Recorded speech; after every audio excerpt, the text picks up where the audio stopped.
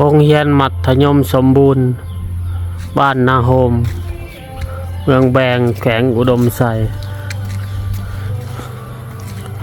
อันนี้แม่นโรงเรียนมัธยมมื้อนี้เป็นวันเสาร์เนาะโรงเรียนบ่ได้เข้าวันเสาร์มัธยมได้นี่พี่น้องเอ้ย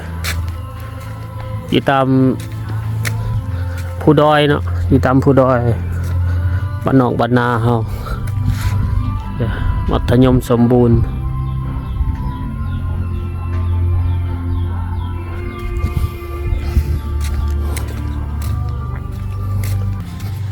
โอ้ยามหนาวนี่บ่อยว่าเลยยามหนาวนี่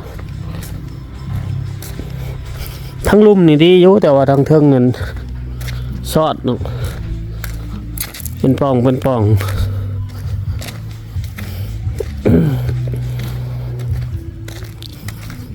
ยามหนาวนี่หนาวขนาดเลยอันนี้นี่มันเก่าแล้วลุแล้วเนาะเพดานอันยังลุเบิดแล้วหัวเลยป่ะจักน้ำหัวเลยตัวนี้อีตามผู้ดอย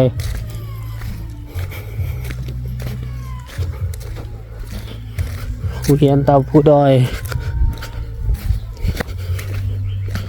ก็เจ้าย่างมาตั้งแต่มาเข้าโรงเรียนนี่ย่างมาไกลขนาดใดย่างมาก็เจ้าก็มาบดมือแล้วเสียแล้วกันเนาะอันนี้ก็บ่อนแต่งอยู่ขั้วกินนี่แม่นบ่ละบ่อนแต่งกินนี่เด็กน้อย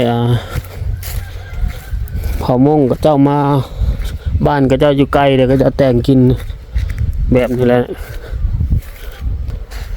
ครัวก็เจ้าได้นี่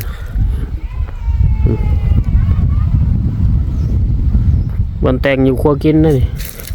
จะข่อยพาไปเบิ่งเด้อก็เจ้าเห็ดกินนี่เด็ดดังไฟฟืนก็เจ้าก็ถือมานำได้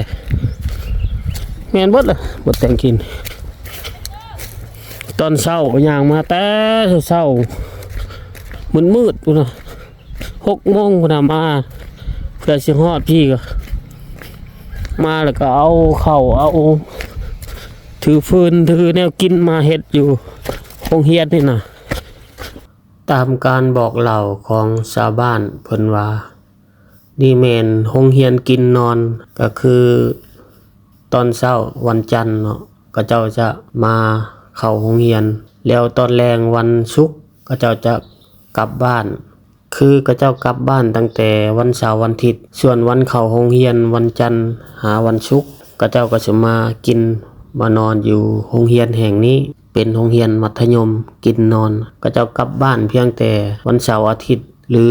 ยามพักโรงเรียนเท่านั้นเนาะก็เจ้าจึงจะได้กลับบ้านคอยมาคิดเบิ่งแล้วความอดทนของกระเจ้ามีหลายเพื่อสิเรียนจบมัธยมได้แต่ละมื้อต้องได้ย่างมา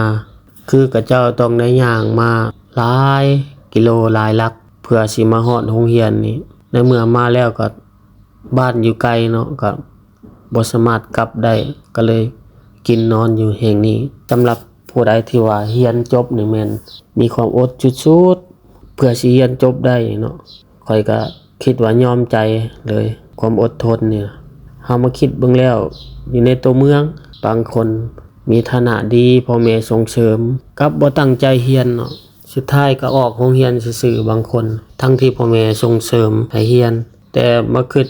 เบิ่งกับอยู่ชนบทที่เขาเจ้าเรียนจบได้เขาเจ้ามีความอดสุดๆต้องผ่านผ่าอุปสรรคแต่ละมื้อเนาะมาโรงเรียนก็ย่างมาต้องมากินมานอนอีกเพื่อสิได้กลับบ้านไปหาพ่อแม่ครอบครัวก็คือวันพักโรงเรียนเท่านั้นเนาะสมเชยคนที่ตั้งใจเรียนจบเด้อ